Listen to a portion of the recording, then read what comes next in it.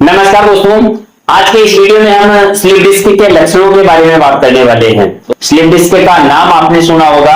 जब आप अपने कमर के दर्द को लेकर या फिर स्पाइन से रिलेटेड किसी भी प्रकार की तकलीफ को लेकर हॉस्पिटल विजिट करते हो, एक्सरे एमआरआई करवाते हो, तो उस समय आपको स्लिप डिस्क शब्द सुनने को मिलता है।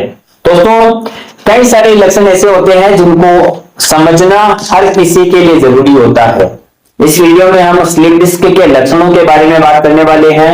सबसे पहले डिस्क की बात करें तो स्पाइन के प्रत्येक मणके के बीच में एक गादी नुमा संरचना होती है जिसे डिस्क बोला जाता है। आप डायग्राम में देखकर समझ सकते हैं कि प्रत्येक मणके के बीच में एक रेड कलर की डिस्क दिखाई दे रही है। इसी को डिस्क बोला जाता है। इस डिस्क की वजह से आपके स्पाइन में झटके नहीं लगते हैं और ये डिस्क झटकों से आपके शरीर को, आपकी स्पाइन को बचाने का काम करती है। जब ये डिस्क अपने स्थान से खिसककर नर्व को दबाने लगती है या फिर इस डिस्क की एनाटॉमिकल संरचना में किसी प्रकार का परिवर्तन होता है, तो उसकी वजह से जो आपके शरीर में लक्षण दिखाई देते हैं उनको स्लिप डिस्क बल्जिंग का नाम दिया जाता है। यदि आपके लगातार गर्दन में दर्द है, कमर में दर्द है, तो उसकी वजह स्लिप डिस्क हो सकती है।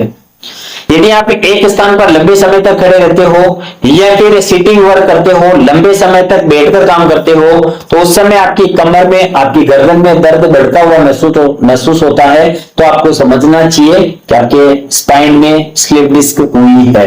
दोस्तों, सोते समय या फिर जब आप लेटते हो तो उस समय आपको आराम मिलता है, आपके दर्द में कमी महसूस होती है, तो समझना चाहिए कि आपको स्लिप डिस्क की परेशानी है।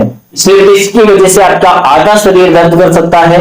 यदि आप कुछ समय तक जमीन पर बैठते हो तो आपकी कमर अकड़ जाती है, आपका शरीर अकड़ जाता है, तो उसकी वजह स्लिप डिस्क हो सकती है। कई सारे व्यक्ति आपने ऐसे देखे होंगे जो 5 से 10 मिनट तक यदि जमीन पर बैठ जाए तो जब ये खड़े होते हैं तो उनकी कमर अकड़ी भी होती है और उनको खड़ा होने में समय लगता है।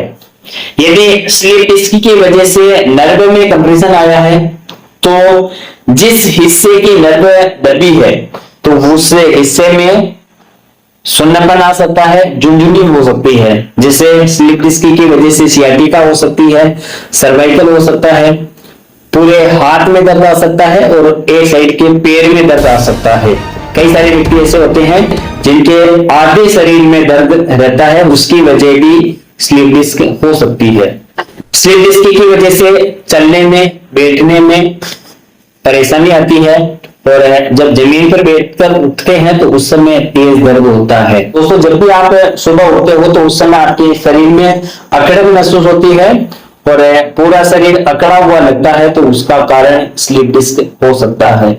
यदि आपके शरीर में इस तरह के लक्षण दिखाई दे तो आपको इमीडिएटली हॉस्पिटल विजिट करने की आवश्यकता है, एक्सरे एमआरआई करवाने की आवश्यकता है। इस तरह के लक्षणों को इग्नोर न करके समय पर इलाज लें।